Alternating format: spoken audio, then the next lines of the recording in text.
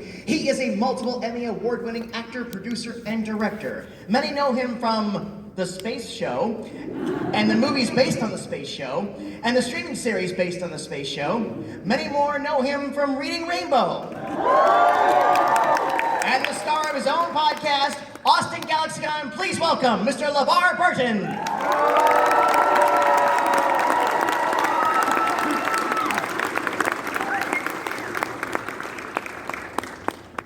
Thank you. How y'all doing?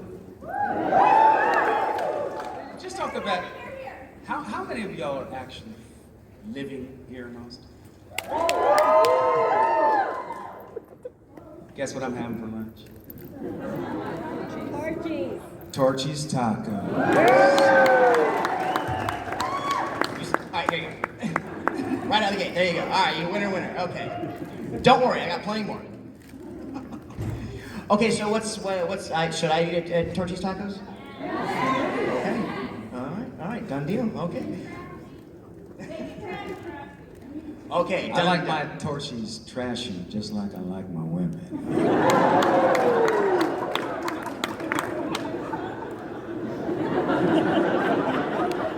Who said that? Oh, well, welcome to Austin. It's been a few weeks since we did this. What I'd like to do for this audience is, you say it so well, I would love to hear your origin story again, for those that don't know it. My origin story? Yes. Well, as Steve Martin said famously, I started out as a black child.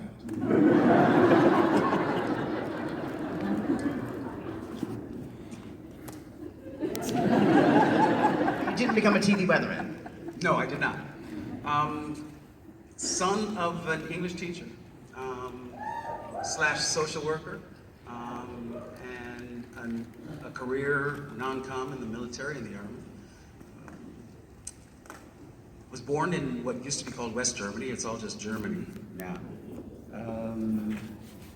Developed my love of literature, reading, and the written word from my mother, Irma Jean. Whenever I have an opportunity to speak my mother's name in public, I do. Irma Jean, G-E-N-E, Christian. That's my mother's name. I'm the man that I am because she was the woman that she was. And that's my story, and I'm sticking to it.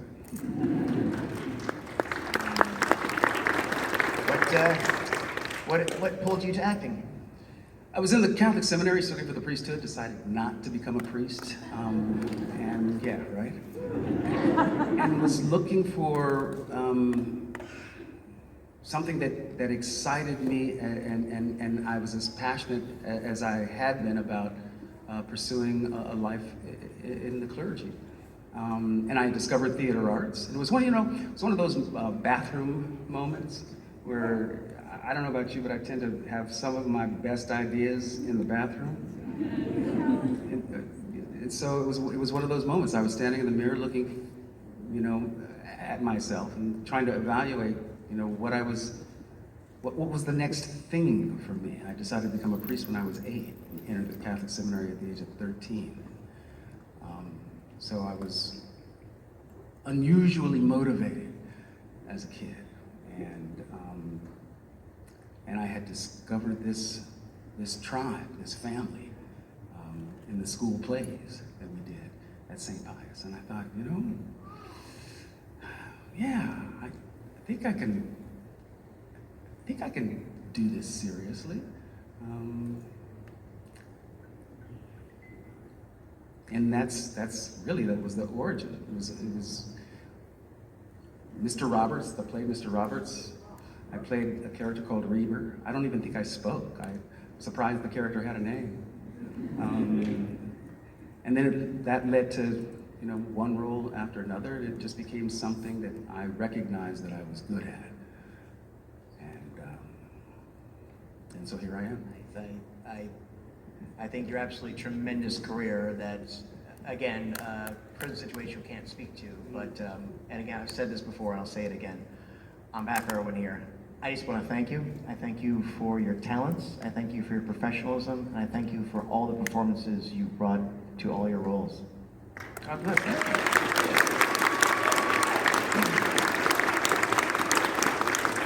lucky. I've been really lucky in my life. Lucky and blessed to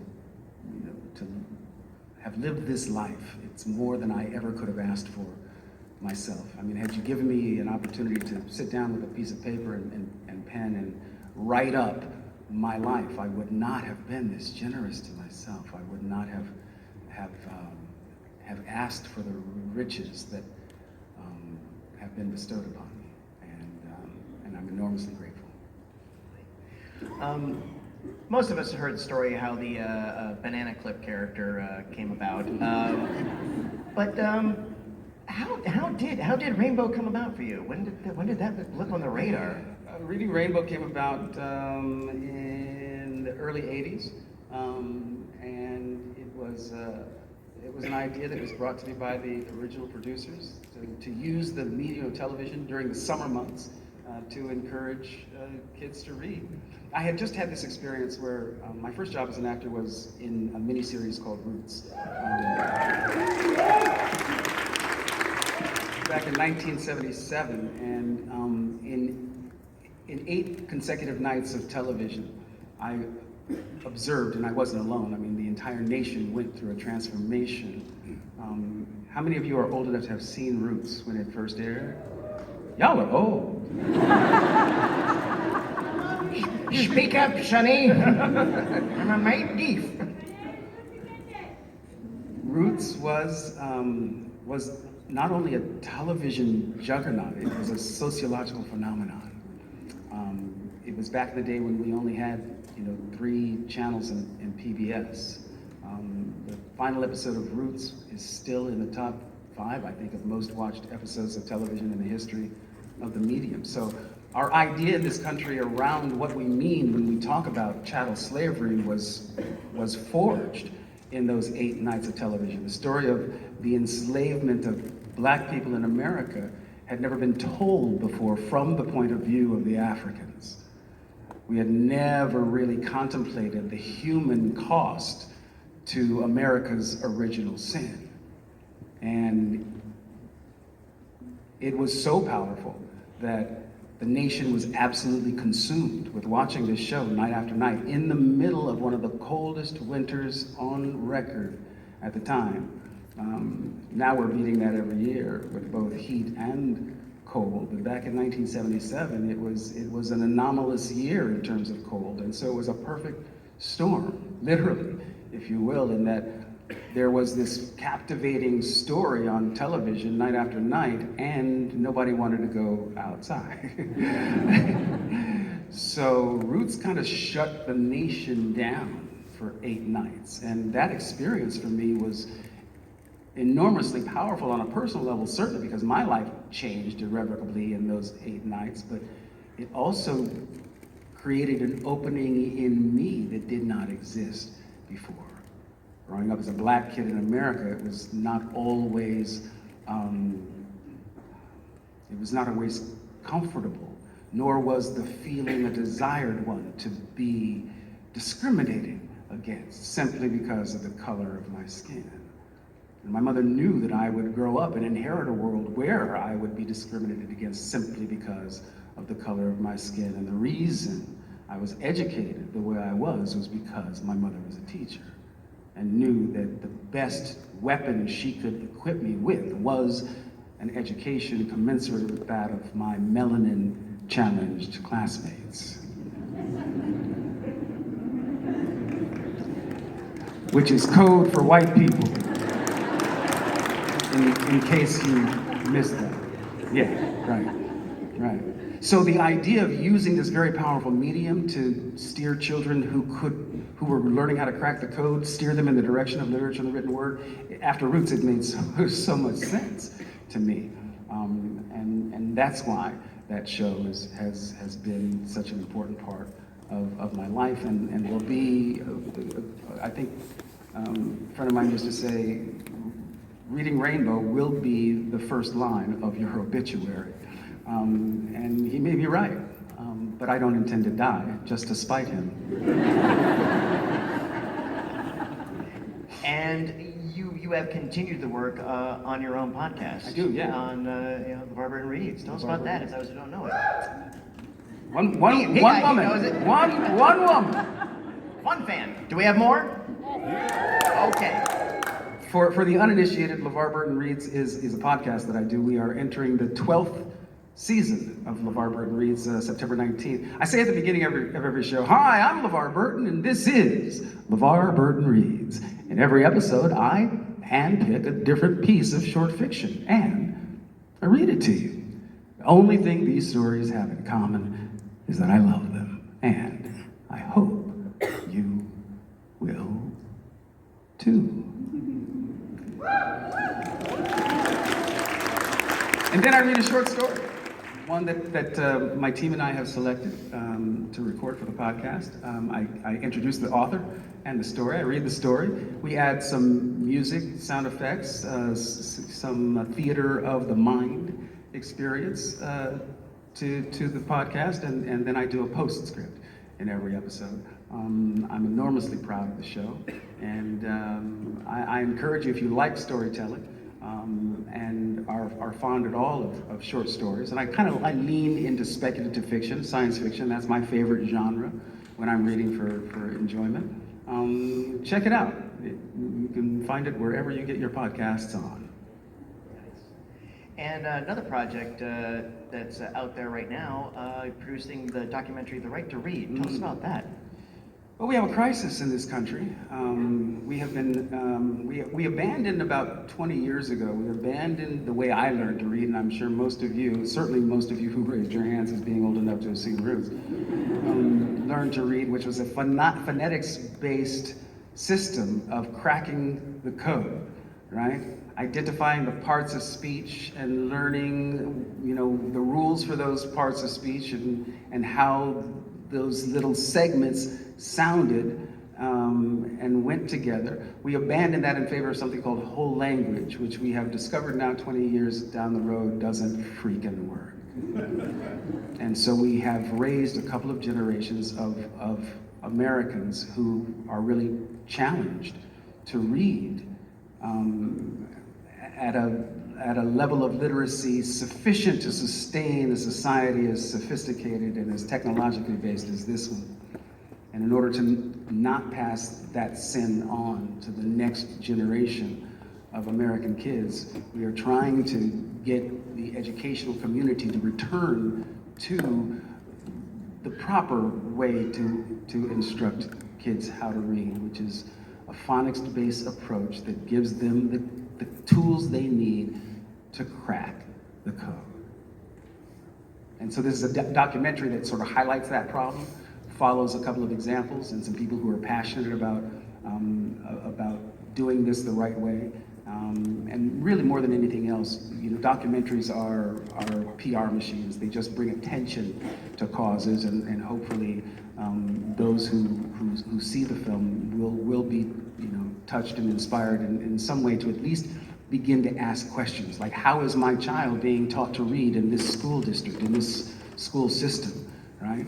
And if your child is not being taught with a phonics-based approach, then speak up, be loud, and be proactive, because nothing less than our children's future and their ability to survive in this ever complex world depends upon it.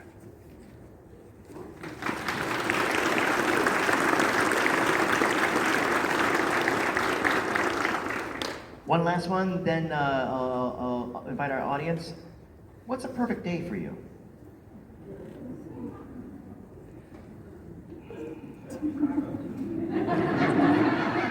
Dirty style, right? Yeah. Trashy. Trashy. A perfect day. God, I don't know. It depends on my mood. Perfect day. That's hard. That's hard. I think it's easier to achieve a perfect moment than it is a perfect day. And if you're really lucky and really good, then you can string out those moments long enough to perhaps be a day. For me, trying to put together a perfect day it's a tall order. For me, I've got to chunk things down. Otherwise, I feel the tendency to become overwhelmed. So contemplating a perfect day, it's like, wow, that's too fucking much. I just I need a nap just thinking about it. but a perfect moment, you know, I think I can manage. The trick is sustaining it. The striving for perfection. Yeah. You know, Yeah. life is the marathon, not the sprint. It is. It's a marathon. It is a marathon, not a sprint. My knees tell me that every day.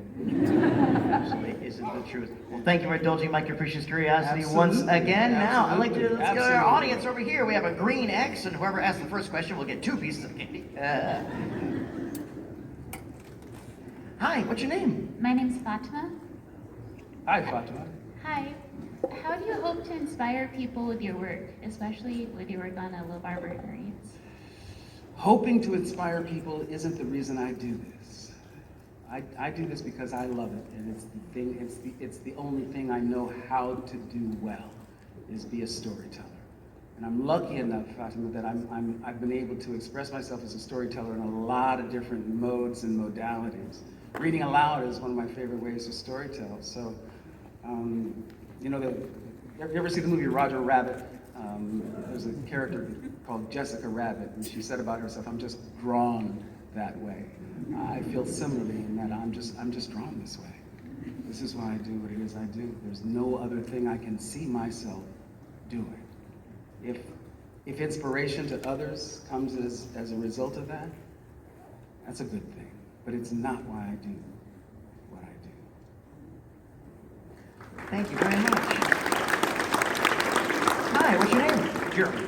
Hey, Jeremy. Just a real quick comment. I grew up in a family of horrible racists, and seeing you as a 7-year-old in Roots is the reason why I'm not.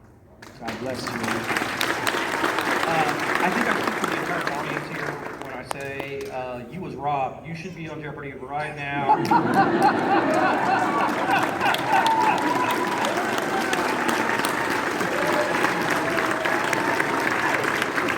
Jeremy, I'm gonna tell you something, man. And this is the truth. I definitely believe that everything happens for a reason. Everything, right? And when I didn't get the Jeopardy gig, I'll tell you, I was surprised as hell. I was. But here's what happened. Because I have learned how important it is to be willing to sit in the discomfort of life, right?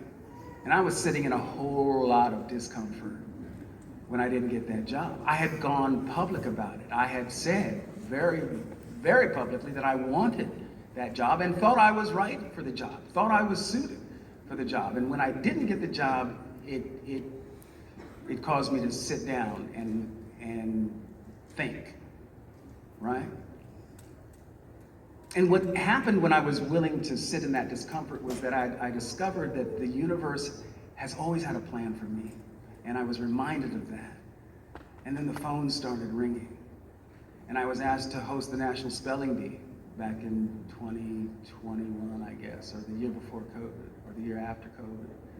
And then I was asked to host the non-televised portion of the Grammys. And this opportunity came up, and the other opportunity came up. And then I got a call from Hasbro, a company that has a piece of IP that I think most people know about. And they said, you know, we want to turn our game, Trivial Pursuit, into a game show, and we can't think of anybody we'd like to have host that show more than you.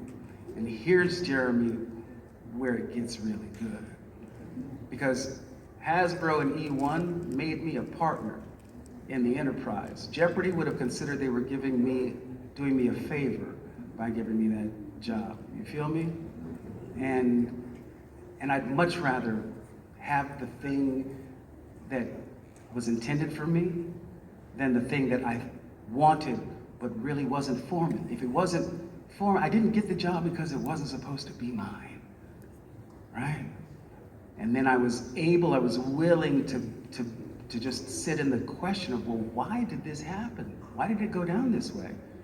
Long enough to get to the good part. Good things do come to those who who wait, and that which is supposed to be your destiny will always arrive at your front door. Thank you. Hey, Bethany. Reading Rainbow was a huge part of me growing up. I'm excited to get to talk to you today. I was wondering if you could tell us maybe your favorite book from childhood and maybe a favorite book from now. Well, I'll tell you, Bethany, the book that I was reading when I got what reading was all about, when my light bulb went on, was Captain's Courageous. Rudyard Kipling. I was about in the 3rd grade. And when I finished the book, I got depressed. That's the only way to put it. I mean, straight up. I was sad. And I was sad because I was leaving a world that I had become incredibly enmeshed with and engrossed by. So, you know, when I'm reading a particularly good piece of fiction these days, I slow down the last couple of chapters because I know what's going to happen when I finish this story, right? So that's the power of storytelling for me in a nutshell, right? The ability to literally lose oneself or put oneself in their imagination in a situation that causes them grief when the story ends. Wow. Thank you. Indian in a cupboard, Yeah. 3rd grade, God bless. Hi, what's your name? My name's Lucy. Hi, Lucy. I was wondering if it was ever weird for you to be able to act in the same show as your daughter. If it was ever weird to do that. Lucy's referring to the fact that my daughter, Mika Burton, appears as one of Geordi LaForge's 2 daughters in the season 3 of Star Trek Picard.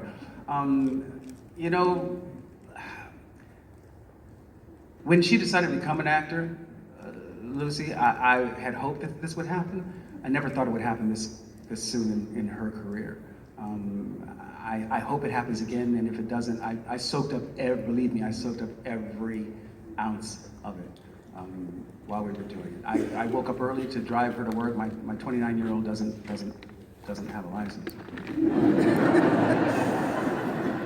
It's generational, isn't it? Yeah. Okay. Thank you. But I wanted to wake up early and I wanted to drive with her just so that I could just soak up all the moments. Yeah. What's your name? Hi, I'm Alexis. So, massive fan. Question for you is, if you ever did a multi-day podcast for a long-form book, what would it be? I've done a lot of long-form books, audio titles. I read Cosmos by Carl Sagan.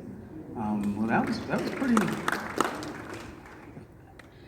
I guess I'm the sort of person that I like to see what the universe puts in my pathway, right? And I learned a long time ago that I was uncomfortable. I was just comforted by the idea of sitting around as an actor and waiting for the phone to ring. So I've developed so many different skill sets in storytelling because I just don't want to be that guy, right? That's sitting around waiting for somebody else to give me permission to do that which it is I love. And so I've developed. I'm an actor and a writer and a producer and a director and a podcaster and a public speaker. I love that which it is I do. And the more I do it, the more opportunities come my way for the doing. And so I've been served well by the philosophy, right? And I did not create Roots. I did not create Star Trek. I did not create Reading Rainbow, but all of these projects have come into my life and given me an opportunity to do what I love. If it ain't broke, you know what I'm saying? Yeah. Thank you very much. Hi, what's your name? Hi, first off, thank you for making me an avid reader today. You made you, Marcus, an avid reader. I'll take the assist. I just wanted to ask, you mentioned liking the sci-fi genre. What book would you say you measure all others against? Wow, that's hard. I'm on deadline right now to write a new foreword for the 40th anniversary of Parable of the Sower by Octavia Butler.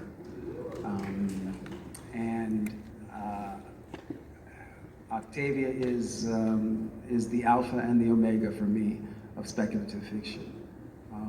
She was a prophet. She was a prophet. And if you haven't read Parable of the Sower, I highly recommend it. If you take my word for one thing this weekend, and you know, of course, you don't have to take my word for it. Pick up Parable of the Sower, Octavia Butler. Read that book. Thank you. Here, take two. Go right away from us. Hi, what's your name? Mike. Yes, Levar, my question is how happy did it make you when you found out that Geordi no longer needed to have his visor? I was pretty happy, Mike. I was pretty happy indeed. Yeah, it's funny. I was very excited at the prospect at the very beginning, you know? And then I realized how difficult it was to communicate without people seeing your eyes. I recognized that wearing the visor for 7 years and 2 movies really made a better actor out of me. And I'm grateful for the experience. And I'm really glad that before it was all over and done with, I got to act with my eyes again. Thank you. Hi, what's your name? Hi, my name is Lois. Hi, Lois. My question is, what was a book that surprised you with how much you fell in love with it?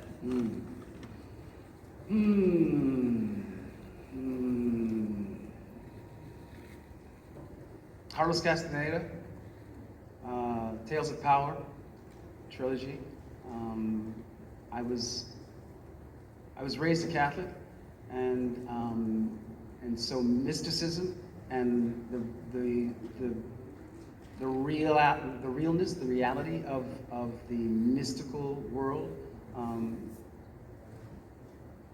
the unseen world, and the power that exists in that world, that sort of took me by surprise and became a real integral part of my belief system.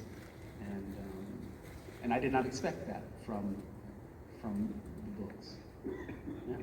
Yeah, you're welcome. Hey, what's your name? My name is Emmett. How are you, Emmett? Hi. What advice do you have for people that want to be an engineer? Because when I grow up, I want to be at NASA. Well,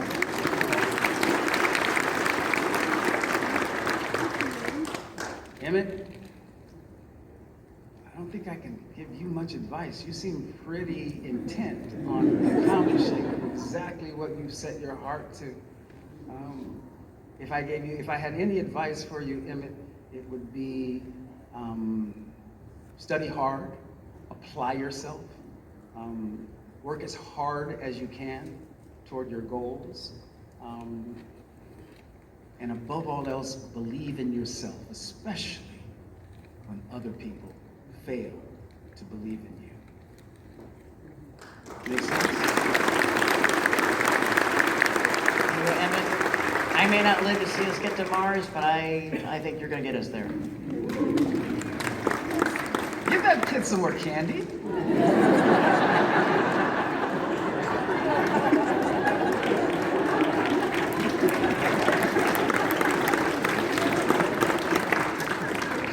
Hey, what's your name? My name's Jason. So my question is, I was curious what your first convention experience might have been like. We had started shooting Next Generation, and I was asked by Myrtle Roddenberry to go to a convention with her. Scared me, but I dug it. You know, I felt like, I mean, I'm a Star Trek fan, have been all my life.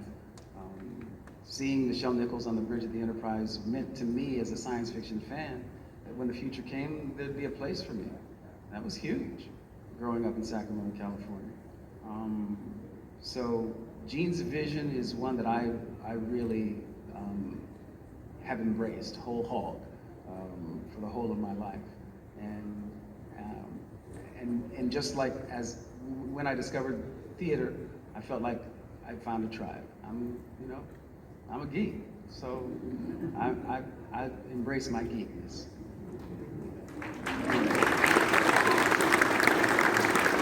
Hi, what's your name? My name is Vignesh. Well, first of all, I wanted to say thank you for inspiring everyone to get into engineering, because I'm sure you've touched a lot of lives, like young Emmett there, to get into engineering and stuff. I guess my question is... Are you an engineer? Yes, I am. Of what variety? Software engineer. And I also work with kids to help them get into engineering as well. Let me introduce you to my friend Emmett.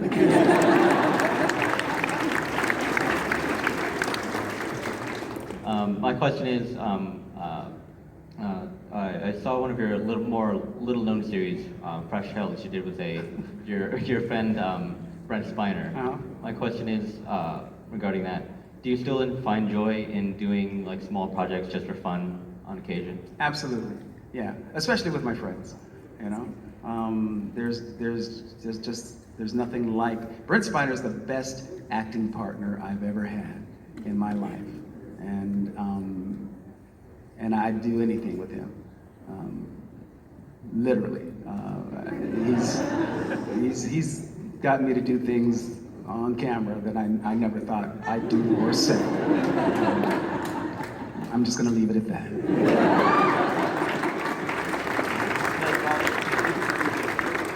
Hey, what's your name? I'm Jeff. I saw you come to town a few years ago for the South by Southwest Educational Conference. Yeah, I was the first keynote speaker of South by Southwest EDU. And you created a moment that was transcendent, brought tears to my eyes by leading an entire audience full of people in singing the theme to Reading Rainbow. I don't know if these people would be up for doing it. Anybody up for singing the Reading Rainbow theme song? Butterfly in the sky, I can take a, it's in. That was beautiful. Thank you, brother. Appreciate you. Hi, what's your name? Hi, I'm Jessie. Hi, Jesse. I have a 3-year-old at home who loves books, and I wondered if you had at top of mind a book for little ones that you really love. Absolutely. 3 years old. When recommending books for young boys, I like to recommend a book called Enemy Pie by Derek Mustinson. Yeah, it's a story about a kid who has an enemy move into the town and into the neighborhood. His father helps him resolve his problem by making enemy pie. It has a surprise ending, I won't tell you. Pretty good. I have 2 children's books. One, a kid's book about imagination, and a book called The Rhino Who Swallowed a Storm. I highly recommend both of them. And then another one of my favorite children's books is called Amazing Grace by Carolyn Bench. Fantastic story about identity and potential, and how the imagination is key to the human experience. All 4 of those books are at the top of my list for books to recommend to young minds. Yeah. Hey, what's your name? Hi, Darius. What's up, Darius? How you doing? I just had a question for you, sorry.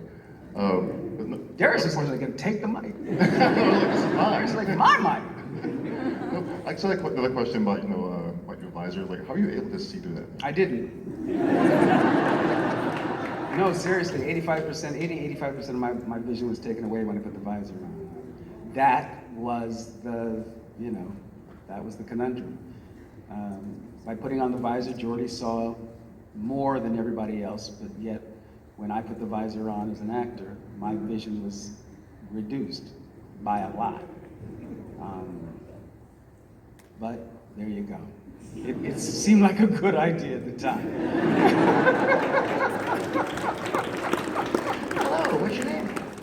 Jonathan. Hi, Jonathan. Hi. How are you? How do you spell that? Jon as in Nancy, AF as in Frank A. Jonathan. Jonathan. Beautiful. What's your middle name? Oh God, you doing this. Okay, so my middle name is even more complicated. It's Hartnett. Hartnett. Jonathan Hartnett. Banbury. Banbury, Banbury? Correct. Jonathan Hartnett Banbury. That's music. Okay, so you just made my whole year. Okay. Okay, so my question is when you look at your life throughout the life course and all the various roles and careers that you've had, what is your most defining moment or significant project as someone who is an adult educator? Learning how to become a good husband and father did not come naturally to me. I don't think it comes naturally to many of us. My mother was married 3 times. My father was her second husband. I did not have a clear picture of what a good man looked like, which is one of the reasons why I gravitated towards the Catholic priesthood. Priests were the most positive male role models I had in my life. So, you know, I firmly believe that in large measure we are making this shit up as we go along. And I had to figure out what being a good husband and a good father meant to me. And being a good man is my biggest goal in life. But it did not come naturally. Thank you very much.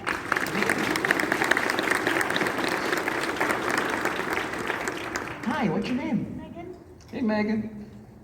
I was wondering, in playing a disabled character, how were you impacted by playing someone who is disabled? Because with your visor you couldn't see. Right. So Yeah. Well, quite honestly, Megan, I had to learn how to move around the set without seeing my feet. And here was the problem. Geordi was the chief engineer. So it wasn't like he could stumble around looking for where he needed to go. Geordi needed to be on the move and in action all the time. And so I had to learn how to navigate without seeing my feet, using points of reference on the set.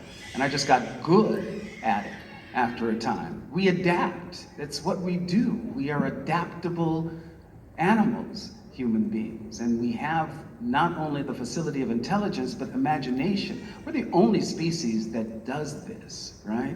The only species that I know of in this universe, or at least this solar system, that can picture themselves in a past, present, or future moment in time. That's how powerful we are.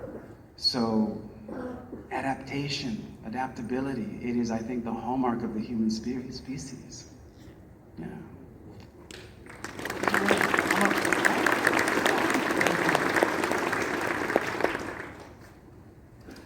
Hello, what's your name? My name's Amani. It's my sister. I'm gonna take this call. Letitia? Yeah. I'm on stage in Austin, Texas, at a con. Everybody say hello to my sister Letitia. Hello, everybody. Can I call you back? Absolutely. I love you. Go blow them a kiss for me.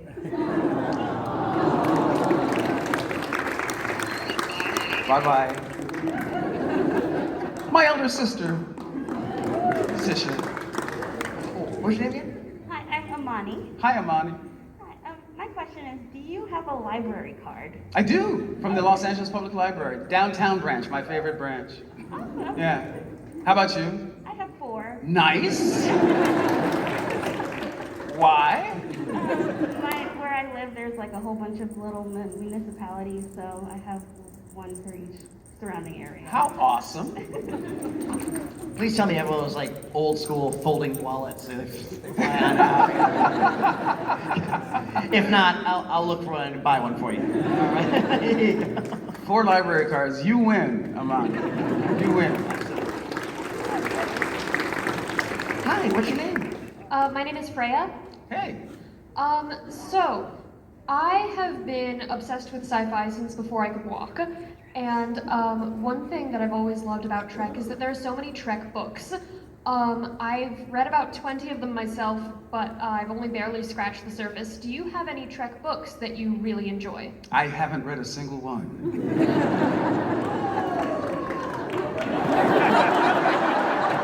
Whoa, whoa, whoa! Hold on a second, hold on a second, hold on a second. Okay, okay. Shit got dark real fast.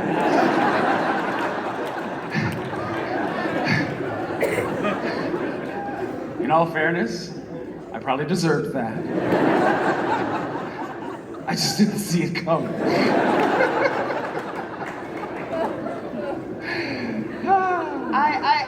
In your defense, you contributed so much to that franchise that you want to do other things. Well, here's the real truth.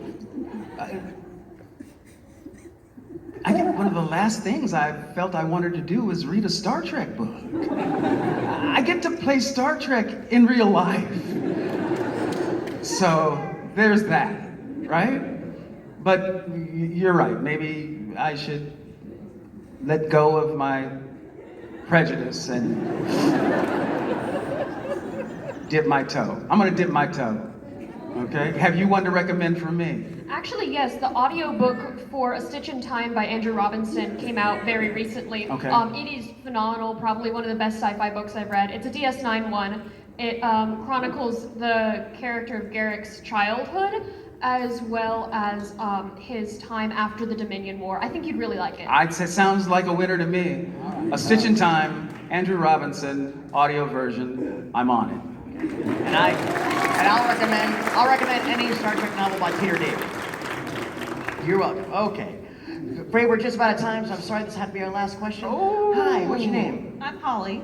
Hi, Holly. And my question is, as an actor, is there ever a skill you had to learn or something you had to research for a role that became a hobby or a topic of personal interest that carried beyond that work? Yes. For the episode Dive to the Coral Reefs for Reading Rainbow, I became a NAUI certified diver. And it's something that, a hobby that I enjoy to this very day. Yeah. Thank you.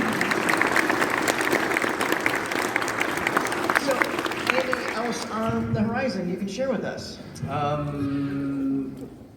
Well, I'm having torches for, oh, we said that. Looking forward to finishing out the summer in fine fettle, and going this fall to shoot the first 10 episodes of Trivial Pursuit. So. As always, we're looking forward to that. We're looking forward to any project you have with us. Thank you for joining us. Austin GALAXYCON, this was Levar Burton, and that was our time. God bless. Thank you all so much for coming out. We're going to invite everybody to come towards the stage, not on the stage, but towards the stage, please. We want to take a picture of all of you and our amazing guest.